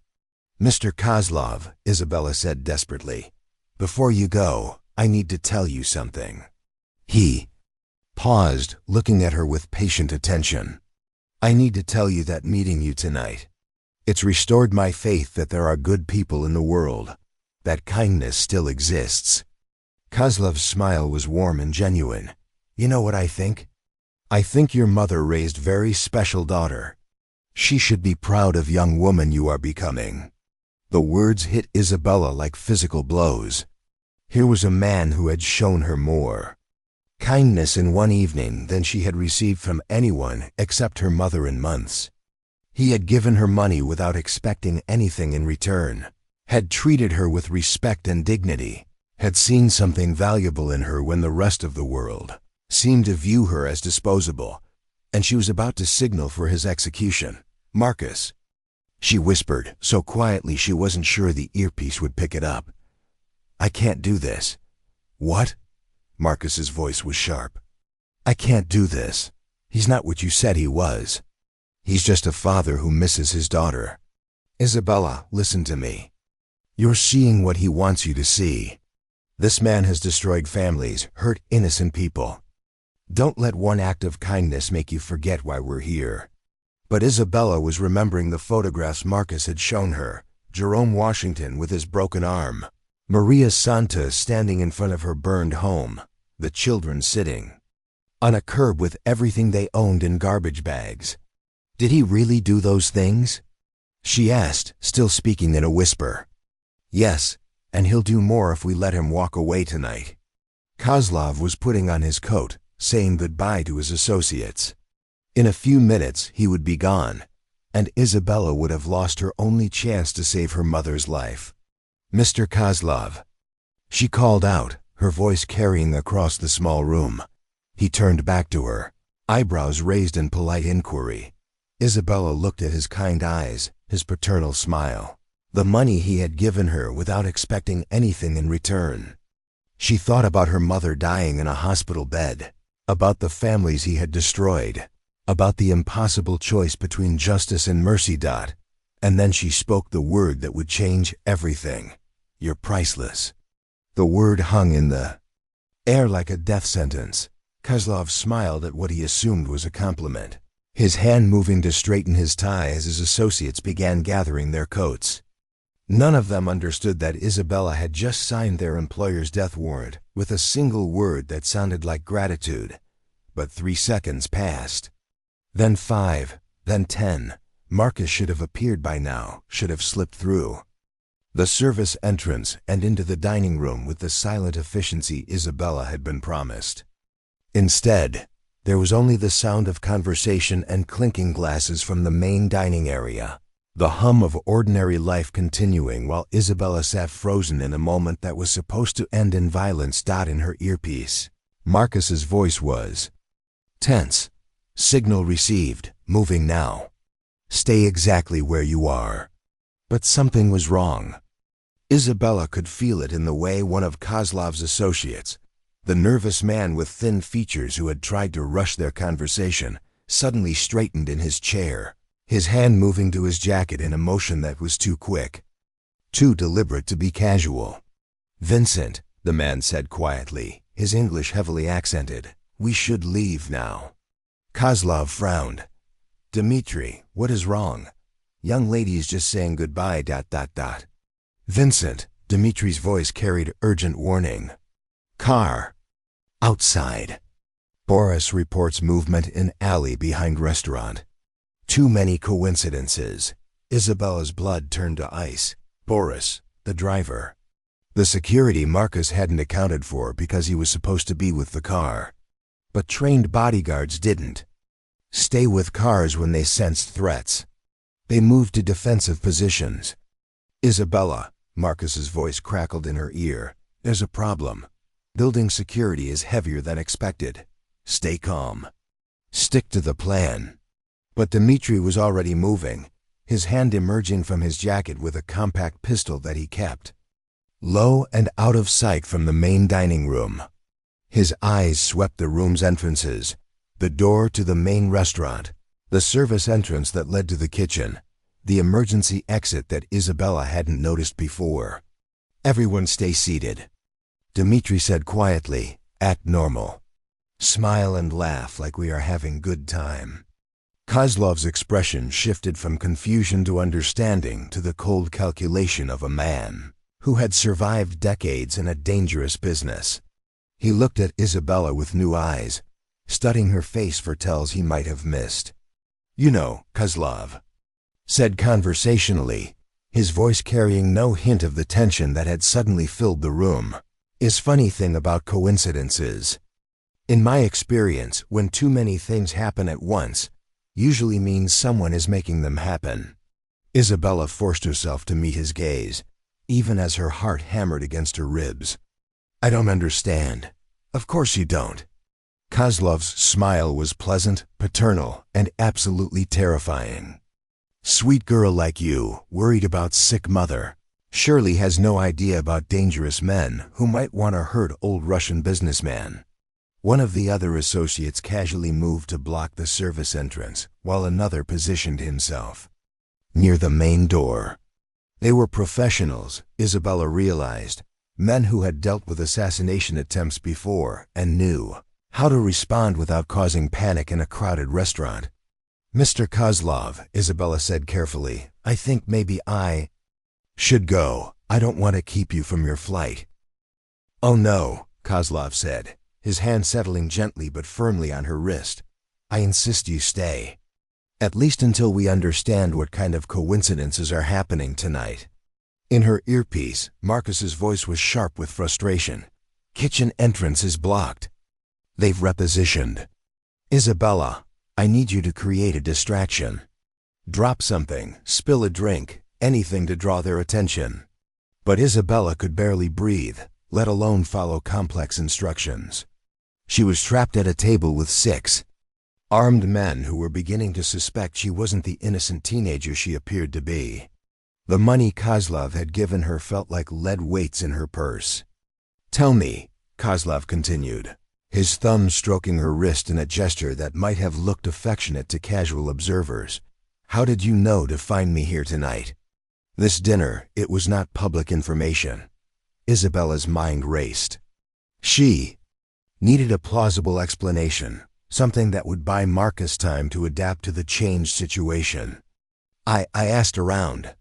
People in the neighborhood said you sometimes ate at nice restaurants downtown. I've been checking places like this for 3 days, hoping to find you. It was weak, but not impossible. Kozlov studied her face, looking for micro-expressions that would reveal deception. 3 days, he repeated, very determined, very desperate. Tell me, in these 3 days, did you meet anyone else? Anyone who might have given you advice about approaching me? No, Isabella lead. I've been doing this alone. Dmitri leaned close to Kozlov and whispered something in rapid Russian. Kozlov's expression darkened. My friend tells me that Boris counted 4 different people watching our car from various positions around block. Professional surveillance. Not something desperate teenager arranges by herself. Isabella felt the trap closing around her. These men weren't the careless criminals Marcus had described. They were experienced, paranoid, and very good at staying alive in a business where trusting the wrong person meant death. I don't know anything about that, Isabella said, letting fear creep into her voice, which wasn't difficult, since she was terrified. I just want to help my mother. Of course you do. Kozlov patted her hand sympathetically. And maybe you are telling truth. Maybe you are just unlucky girl who happened to find me on same night. Someone else decided to make problems for Vincent Kozlov. Through the earpiece, Marcus's voice was increasingly desperate. Isabella, I can't get a clean approach with them positioned like this. I need you to move toward the main entrance. Can you stand up? Isabella shifted slightly in her chair, testing. WHETA, Kozlov would let her move. His grip on her wrist tightened. But you know what I think? Kozlov continued. I think maybe we should wait here for a little while. See what these watchers do when they realize their plan is not working so well. Please, Isabella said, genuine panic coloring her voice now. I don't understand what's happening. I just want to go home. Home to sick mother, yes, very touching. Kozlov's smile was sharp as a blade. Tell me, what hospital is mother staying in? The question was a test, Isabella realized. If she was really who she claimed to be, she would answer immediately. If she hesitated, if she had to think about it, it would confirm his suspicions. Cleveland General, Isabella said quickly.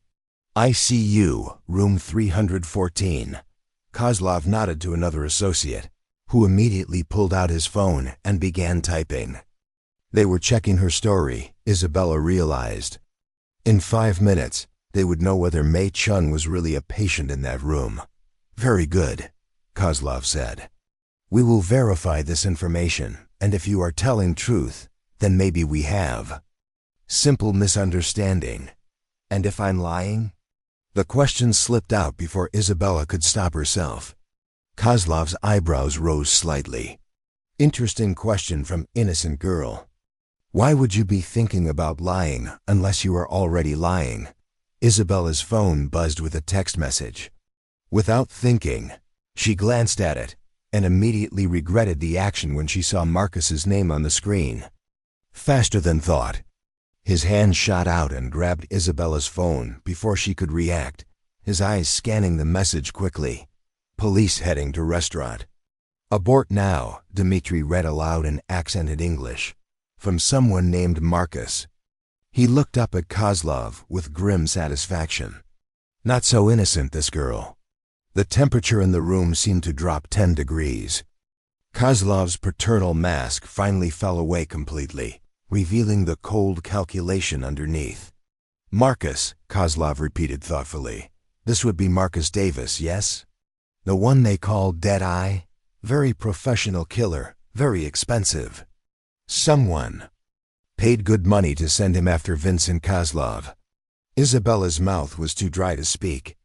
The mention of police was confusing. Marcus hadn't said anything about involving law enforcement. Was he trying to create chaos?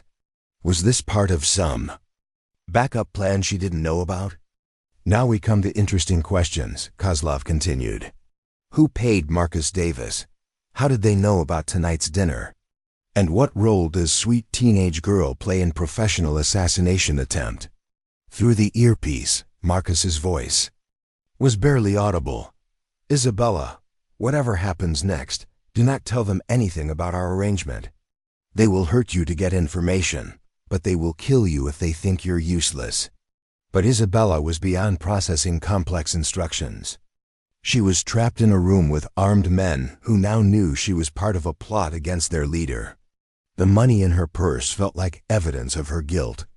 The earpiece felt like a bomb waiting to explode. Please, she whispered. I just wanted to save my mother. Maybe, Kozlov said, standing up from his chair. Or maybe you are a very good actress who makes living helping killers find their targets. Suddenly, the lights in the restaurant went out. Emergency lighting kicked in immediately, bathing everything in an eerie red glow. From the main dining room came the sound of surprised exclamations, nervous laughter, the crash of a dropped glass. Nobody move, Dmitri barked, his weapon now openly visible as he scanned the darkened room. But in the confusion of sudden darkness, Isabella felt strong hands grab her shoulders and pull her backward. She opened her mouth to scream, but a hand covered it immediately. It's me, Marcus's voice whispered in her ear, the words coming through both the earpiece and his actual proximity. Stay quiet and move when I tell you to. They were crouched behind an overturned table now, using it as cover while Kozlov's men tried to adjust to the changed situation. In the red emergency lighting, Isabella could see their silhouettes moving carefully through the room, weapons drawn, communicating in sharp whispers. Police? Isabella breathed. No police, Marcus replied grimly. That was misdirection, but we've got bigger problems. Kozlov's people called for backup. There are 8 more men surrounding this building, and they know exactly who we are. Through the emergency lighting, Isabella could see Kozlov himself, standing calmly in the center of the chaos, speaking rapidly into his phone. He wasn't panicking like his associates. He was coordinating, planning, thinking 3 moves ahead. "Can we get out?" Isabella asked. Marcus was quiet for a moment, assessing their situation. "Maybe, but not both of us." The words hit Isabella like a physical blow. She understood what he was saying, that getting her out safely would require him to sacrifice himself, or vice versa. There has to be another way. "There always is," Marcus said, his voice carrying a weight she had never heard before. "But sometimes the other way means doing things you swore you'd never do." Before Isabella could ask what he meant, Marcus was moving, rising from behind their makeshift cover with fluid grace. But instead of advancing toward Kozlov with a weapon, he raised his hands in surrender. "Vincent Kozlov," Marcus called out, his voice carrying across the darkened room. "I think it's time we talked." The red emergency lighting cast Marcus Davis in sharp relief as he stood with his hands raised, surrounded by armed men who had every reason to kill him on sight. But there was something in his posture, in the calm certainty of his voice, that made even Kozlov's hardened associates hesitate. "Marcus Davis," Kozlov said, his own weapon now drawn but pointed at the floor. "The famous Deadeye. You know, I have heard many stories about you. They say you never miss, never leave witnesses, never take jobs you cannot complete. The stories are mostly true," Marcus replied evenly. "And yet here you are, surrendering instead of shooting. Makes me curious about what has changed." Isabella remained crouched behind the overturned table, her mind struggling to process what was happening. Marcus was supposed to be a killer, a man who solved problems with violence.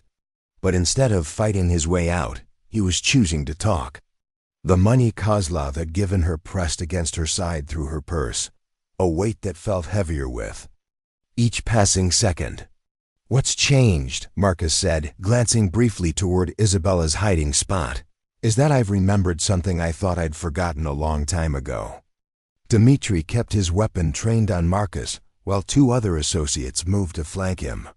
The restaurant's main dining room had been quietly evacuated during the power outage, leaving only the essential players in this deadly tableau. Windows, Isabella could see the flash of police lights in the distance, growing closer but still several blocks away. "And what is that?" Kozlov asked, genuine curiosity in his voice. Marcus was silent for a long moment, and when he spoke, his words carried a weight that seemed to surprise even him. "That some things are worth more than money." Kozlov laughed, a sound with no humor in it. "Philosophical killer. How very American. Tell me, what is worth more than $50,000? What could possibly make Marcus Davis develop conscience at such inconvenient moment?" Isabella's breath caught. Marcus looked directly at her hiding spot, his eyes finding hers across the darkened room. In that gaze, she saw something she had never expected to find in a professional killer: genuine care. The kind of protective instinct that had nothing to do with contracts or payment. A 17-year-old girl who still believes the world can be saved one person at a time, Marcus said, his voice carrying across the room like a prayer. The words hung in the air like a confession. Isabella felt tears burning her eyes as she understood what Marcus was really saying, that somewhere in their brief partnership, she had reminded him of who he used to be before the world broke him down, before violence became his only language. "Touching," Kozlov said dryly, "but sentiment does not change facts. You came here to kill me. Girl came here to help you. Both of you must face consequences for this choice." "The girl made a mistake," Marcus said firmly, taking a step forward despite the weapons trained on him. "She's desperate, scared, trying to save her mother's life. She doesn't belong in this world." "But she is in this world," Dmitri interjected, his finger tightening on the trigger. "She chose to enter it when she accepted your proposal." Isabella realized this was the moment Marcus had been building toward, not a violent confrontation, but a negotiation for her life. He was gambling everything on his reputation, on the respect even his enemies held for his professionalism. The emergency lighting flickered, casting dancing shadows on the walls that made everyone look like ghosts. "Vincent," Marcus said, using Kozlov's first name with careful familiarity. "You and we understand how this business works. We understand the rules, the prices, the consequences. But she doesn't. She's not a player in our game. She's collateral damage from a war she never signed up to fight." Kozlov studied Marcus with the attention of a man trying to solve a complex puzzle. His silver hair caught the red light, making him look older, more tired than he had seemed just minutes earlier. "You offer yourself in exchange for girl? I offer you a deal that benefits everyone." "I am listening." Marcus straightened slightly, his hand still raised but his voice taking on the confident tone of someone presenting a business proposition. Isabella could see the shift in his demeanor, from desperate fugitive to the consummate professional, who had built a reputation on reliability and results. Isabella Chen is exactly who she says she is, a high school student whose mother is dying in Cleveland General Hospital. ICU room 314. Everything she told you about her situation is true. Her mother, Mei Chun, has been a nurse there for 23 years. The medical bills are real. The desperation is real. The timeline is real. "This I am beginning to believe," Kozlov admitted, holstering his weapon, but keeping his hand near it. "But she still helped you plan my assassination." "She did. And for that, she deserves consequences, but not death. Not the kind of consequences that destroy a life before it's had a chance to become something meaningful." Isabella wanted to protest, to tell them she was responsible for her own choices, but something in Marcus's expression warned her to stay silent. She could see the calculation in his eyes, the careful weighing of words that might mean the difference between life and death. "What do you propose?" Kozlov asked, genuinely curious now. Marcus took a deep breath, as if gathering courage for what he was about to offer. "Let her go. Let her take the money you gave her and use it to help her mother. Let her walk out of here and go back to being a 17-year-old kid who made one terrible mistake because she loves her family.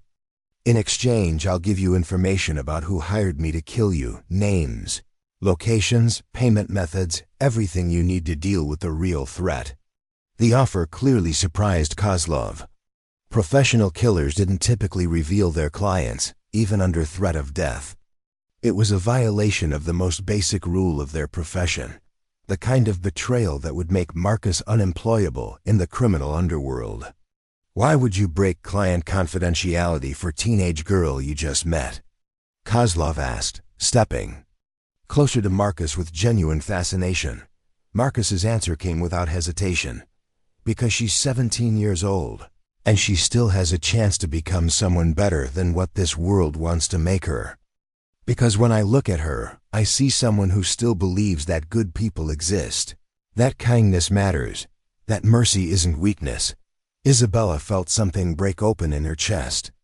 In all her life, no one except her mother had ever spoken about her potential, her future, as if it mattered. Marcus barely knew her, had no reason to sacrifice himself for her benefit, yet here he was offering to destroy his own reputation to save hers. "And what about you?" Kozlov pressed. "What happens to Marcus Davis in this arrangement?" "You know that betraying clients is death sentence in our business." "That's between you and me," Marcus said quietly. The girl walks away, goes back to her normal life, forgets this ever happened. She gets to keep believing that the world can be saved one person at a time. Kozlov was quiet for a long moment, weighing the proposal. Finally he spoke to Dmitri. In rapid Russian. Isabella couldn't understand the words, but she could read the body language. A heated discussion about the wisdom of showing mercy, about the precedent it would set, about the appearance of weakness in a business where weakness meant death. "My associates think I should kill you both and be done with it," Kozlov said eventually. Clean, simple, sends clear message about what happens to people who threaten Vincent Kozlov. Your associates aren't wrong, Marcus admitted. But they're thinking like soldiers instead of businessmen. Explain. Dead. I'm just another killer who tried and failed. My corpse sends a message, but corpses can't provide information about future threats. Alive, I'm a man who owes Vincent Kozlov a debt. A man with very particular skills who might be useful in the future. Isabella realized what Marcus was really proposing, not just her freedom, but his own servitude. He was offering to work for the man he had been hired to kill, trading his independence for her life. The magnitude of the sacrifice made her dizzy. You would work for me? Kozlov asked, skepticism clear in his voice. Man who was paid to murder me would become my employee? I would work for the man who showed mercy to a 17-year-old girl when he had every right to kill her. Marcus clarified. The distinction was subtle but important. Marcus wasn't offering to betray his principles. He was offering to serve someone whose principles aligned with his newly rediscovered conscience. Kozlov lowered his weapon completely, though his associates kept theirs ready. He walked closer to Marcus, studying his face in the emergency lighting with the attention of a man who had learned to read people's souls through their expressions. You know what I see when I look at you, Marcus Davis. What do you see? I see man who has been alone too long. Man who has forgotten what it means to protect something instead of destroying it. Man who carries weight of too many deaths, too many choices that cannot be undone. Marcus's jaw tightened almost imperceptibly. Isabella could see the internal war playing out across his features.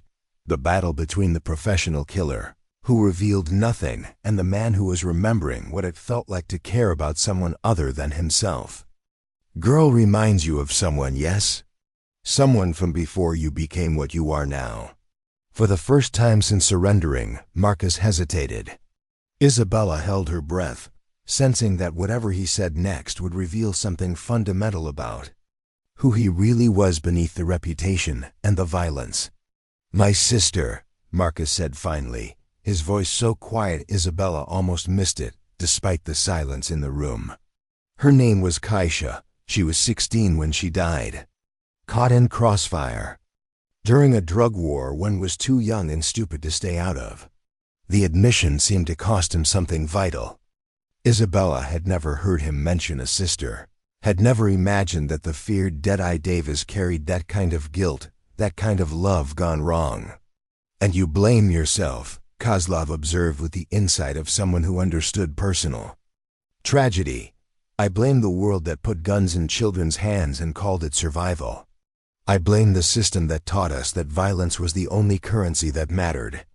But mostly, I blame myself for believing that I could play in that world without consequences, that the people I loved would somehow stay safe while I became a monster. Isabella felt tears streaming down her face as she understood the depth of Marcus's transformation. This wasn't just about her. It was about a man who had spent 15 years punishing himself for failing to protect someone he loved, who had turned that guilt into a career of violence, because it was easier than facing the possibility of caring again. Kozlov nodded slowly, as if Marcus had just confirmed something he had suspected. You know what I think?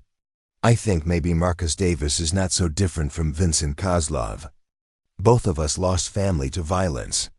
Both of us learned to be dangerous so no one could hurt us again. Both of us forgot that being dangerous and being alone are not same thing. Isabella watched this exchange with growing understanding. These two men, who should have been mortal enemies, were recognizing something in each other, a shared weariness, a shared desire for something beyond the violence that had defined their lives. I had brother once, Kozlov continued, his voice taking on a distant quality. Alexei. He was killed by Chechen separatists when I was 25.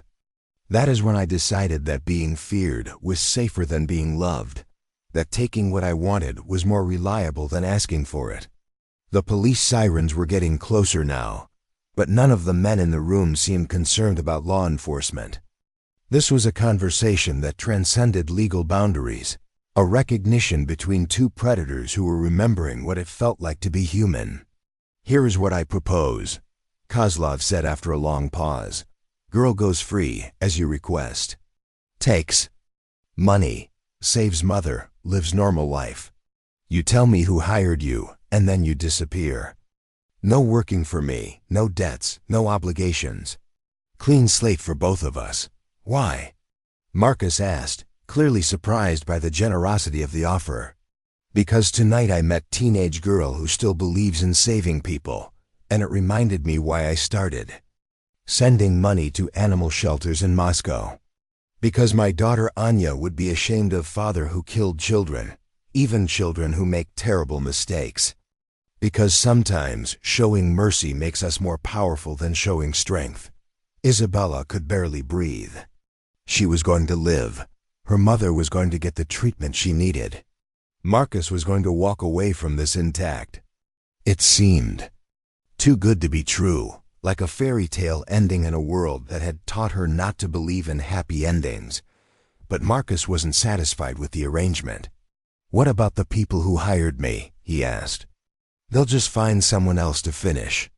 The job, Isabella, won't be safe as long as there's a contract on your head."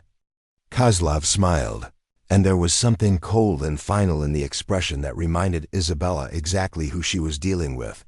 Let them try. Vincent Kozlov has been target before. But now I know who my enemies are, and I know they are desperate. Enough to hire teenagers as accomplices. This gives me advantages in dealing with them. By tomorrow night, there will be no more contract on my head, because there will be no more people willing to pay for it. Isabella understood that whoever had hired Marcus to kill Kozlov was about to face consequences far worse than anything Marcus could have delivered. But that was a problem for people who lived in the world of professional violence, not for a 17-year-old girl who just wanted to save her mother. "Stand up, Isabella," Marcus said gently. "It's time for you to go home." Isabella rose from behind the table on shaking legs. Kozlov's associate stepped aside, creating a clear path to the exit. She looked at Marcus, trying to find words for what he had just done for her, for the way he had sacrificed everything to give her a chance at a normal life. "I don't know how to thank you," she said, her voice breaking. "Don't thank me," Marcus replied, his expression soft in the red emergency lighting. "Just promise me something. Anything. Promise me you'll never let the world convince you that good people don't exist. Promise me you'll keep believing that mercy and kindness matter, even when everything around you suggests otherwise." Isabella nodded through her tears. "I promise. And promise me that when your mother gets better, when she's strong enough to braid your hair again, you'll remember that some things in this world really are priceless." The reference to their first conversation, to his grandmother's gentle hands weaving cornrows while he was still young enough to believe in love, broke something open in Isabella's chest. She understood now that he had been searching for his way back to that innocent boy ever since, and somehow, in saving her, he had found a piece of himself he thought was lost forever. "I'll remember," she whispered. "And Marcus? I'll remember. You too, not as Deadeye Davis, but as the man who chose to protect instead of destroy." Marcus smiled, and for the first time since she had met him, the expression reached his eyes and transformed his entire face. Isabella could see the boy he had been, the man he might have become in a different world. "And I'll remember the girl who taught me that it's never too late to choose differently." Kozlov gestured toward the exit. "Go now, before police arrive to investigate power outage. Take your money, save your mother, live good life. Be the kind of person Vincent Kozlov wishes his enemies could be." Isabella walked toward the door, each step feeling surreal. At the threshold, she turned back to see Marcus and Kozlov shaking hands like businessmen concluding a successful negotiation. In the red emergency lighting, they looked like figures from another world, operating by rules she would never fully understand, but somehow respecting each other's adherence to those rules. "Marcus," she called out. He looked up, eyebrows raised. Thank you for teaching me that monsters can choose to be human. Marcus's smile was sad but genuine. Thank you for teaching me that humans can choose not to become monsters. Isabella walked out of Romano's and into the Cleveland night, leaving behind the world of professional violence and moral compromise. The money in her purse felt different now, not payment for betrayal, but a gift freely given by a man who had chosen mercy over vengeance, by a killer who had remembered what it meant to save instead of destroy. The cool October air hit her face like a benediction as she emerged onto East 4th Street. The police cars were arriving now, their flashing lights painting the building in alternating blues and reds. Isabella walked past them without stopping, just another concerned citizen, evacuated from a restaurant during a power outage, invisible in the chaos of emergency response. 3 days later, Mei Chung received the first dose of experimental treatment that would ultimately save her life. The oncology team was amazed by the rapid response, the way her body seemed to embrace the chance at healing with desperate gratitude. Isabella sat by her mother's bedside during those first crucial hours, holding her hand and whispering prayers of thanksgiving to whatever cosmic force had orchestrated her unlikely salvation. May never asked Isabella where the money came from, and Isabella never told her. Some stories were too complex, too dangerous to share even with the people you loved most. But sometimes, late at night when her mother was sleeping peacefully for the first time in months, Isabella would touch the cross around her neck and think about the warehouse where she had met a killer who still remembered his grandmother's gentle hands 6 months later. When May was strong enough to return home, she sat her daughter down at their small kitchen table and began braiding her hair with hands that were steady once again. As she worked, she hummed old Chinese lullabies and told stories about dragons and princesses who saved themselves. "You look different, baby," May said as her fingers moved through Isabella's hair with practiced ease. "Older, like you've seen things that changed you." Isabella closed her eyes and let her mother's gentle touch remind her of everything worth protecting in the world. "I have seen things, Mama, but they taught me that the world is more complicated than I thought. That good and evil aren't always as clear as we want them to be. And what did you learn from this complexity? That mercy is a choice.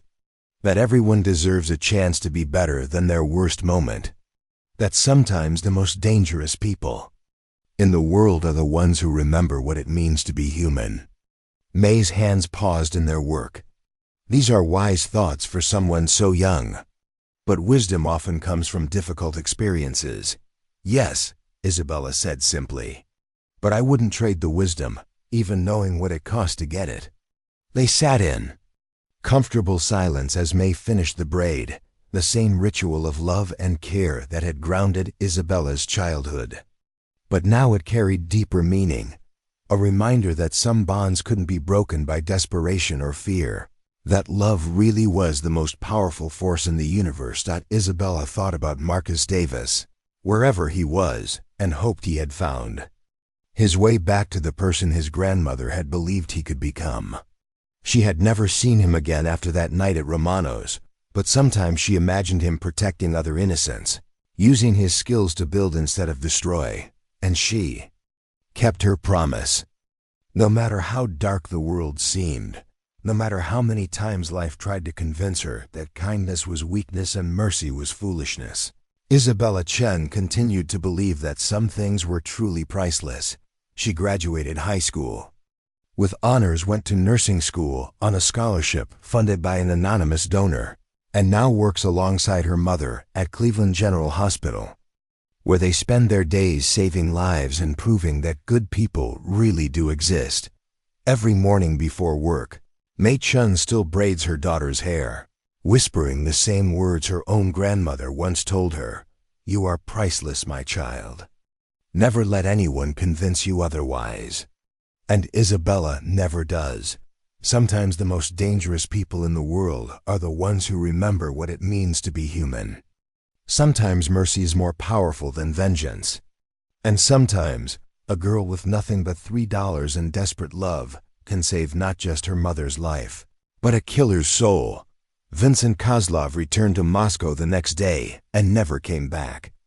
To Cleveland. He increased his donations to animal shelters and started a scholarship fund for children of single mothers. Marcus Davis disappeared completely from the criminal underworld, though some say he now uses his skills to protect people who can't protect themselves. Others claim to have seen him teaching self-defense to teenage girls in inner city community centers.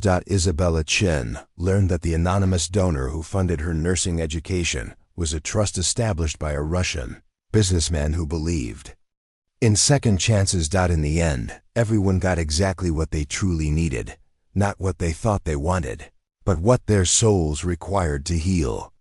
Up next, you've got two more standout stories right on your screen. If this one hit the mark, you won't want to pass these up. Just click and check them out.